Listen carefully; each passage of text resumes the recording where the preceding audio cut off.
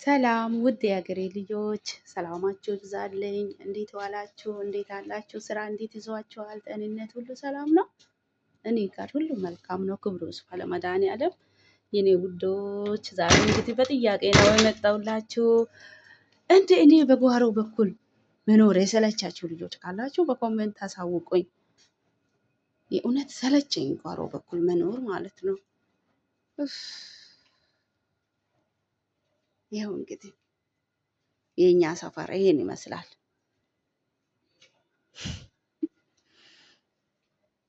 ይሄ የኛ ክላስ ነው። ይሄ እንግዲህ ያው ልብስ የሚታጠብበት ክላስ ነው። ይሄ ደግሞ እኔ የምሰራበት ክቺን ነው።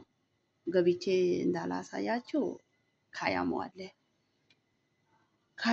በየቦታ ሲያስፈራ፣ ግን እኔ አልፈራም ለካያሞ። ያው እዛ ጋም ሆኖ እኔን ያየኛል። ቻት ጓደኛዬ ደግሞ እየተዝናናች ነው። ልክ ካፌ ውስጥ እንደተቀመጠ ሰው መስላ ሻይ አፍልታ በተርሙስ እዛ ወጣ።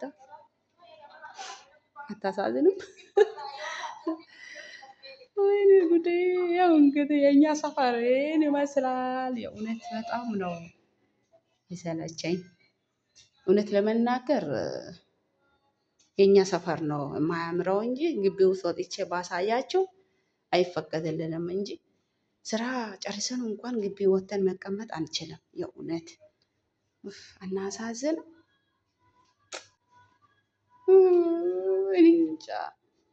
እኔ ለራሴ በጣም ነው ያዘንኩት። እንግዲህ ልብስ የምተኮስበት ክላስ ነው። ያው እዚህም ካያሞ አለ። ይኑር፣ ምን አገባኝ። ያው እንግዲህ በሩቅ ላሳያቸው።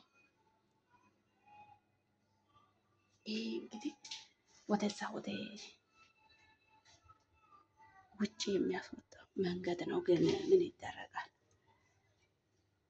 ይሄ በጓሮ በኩል ያለው በር ነው ማለት ነው። እና ያው እንግዲህ የእኛ ሰፈርን ይመስላል። በኮተታ ኮተት መሀል ነው ያለ ነው። እውነት አናሳዝንም?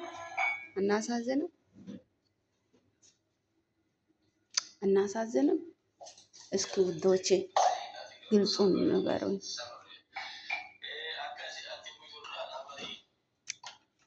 ፈጣሪ እኛን ከእንደዚህ አይነት ህይወት አውጣን። ያው እንግዲህ አሁን ቤት ውስጥ ያለነው እኛ ብቻ ነን። እነሱ ሁሉ ውጪ ነው ያሉት። ግን ምን ይደረጋል? ከሰፈራችን ርቀን መሄድ እኛም አንፈልግም፣ ለእኛም ደግሞ አይፈቀድልንም። ባይ ባይ። እስኪ እናንተንም በጓሮ በኩል መኖር ከሰለቻችሁ አሳውቁኝ በኮመንት። ለካ ከሰው ጋር ነኝ ለማለት እንኳን